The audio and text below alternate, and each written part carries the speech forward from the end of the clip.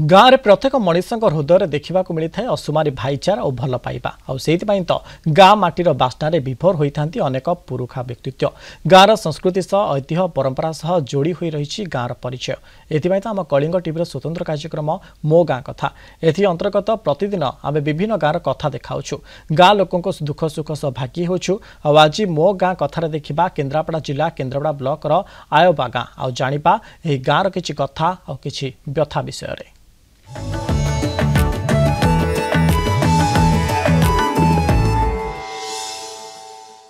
Kalinga TV स्वतंत्र उपस्थापना मो गाँव रे आज जीवा केन्द्रापड़ा ब्लॉक केन्द्रापड़ा जिलार एक ऐतिह्य संपन्न गाँ आयोबा गाँ सेठी कौन अच्छी संस्कृति एवं ऐतिह्य परंपरा आसतु बुद्धिजीवी एवं गाँव युवक मान पचारि बुझा आ कौन रही समस्या ए संबंधे भेटिबा ग्रामवासी।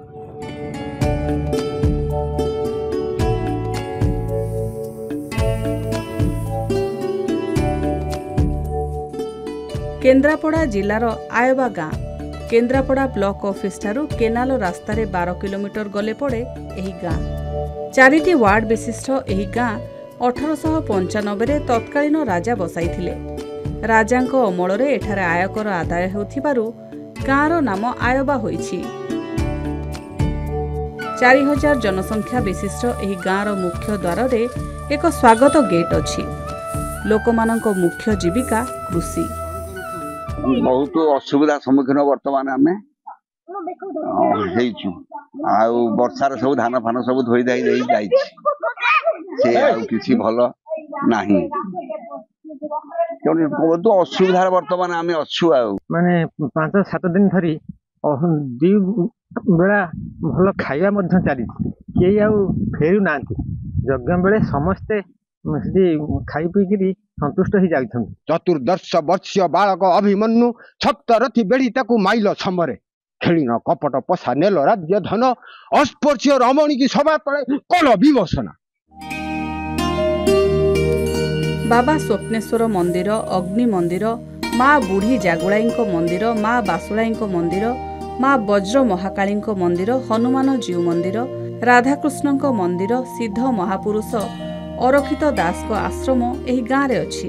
प्राथमिक विद्यालय उच्च विद्यालय आयोबा सरकारी विज्ञान उच्च माध्यमिक विद्यालय बाबा गोविंद चंद्र प्राथमिक स्वास्थ्य केन्द्र post office RI office panchayat कार्यालय प्राथमिक कृषि समवाय समिति बैंक सेवा केन्द्र प्राणी चिकित्सालय माँ बुढ़ी जागुलाई क्लब और माँ वज्र महाकाली युवक संघ अंगनवाड़ी केन्द्र और 50 रु अधिक एसएचजी अछि।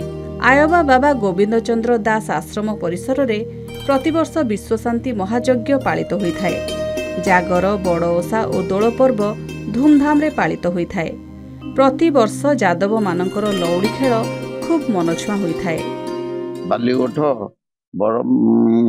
नारणपुर गंडाकिया मधुरकूल आम आयबार 4 मौजार ये शिव मंदिर सबुदिन आसती यज्ञ भी हुए।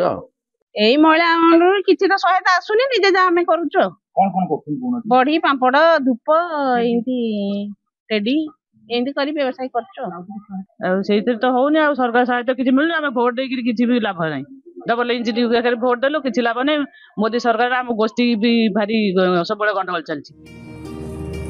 सरकारी योजना रे एही गाँर विकास होईछि अनेक समस्यार समाधान मध्य होईछि तथापि अनेक समस्या एबे भी रहिछि।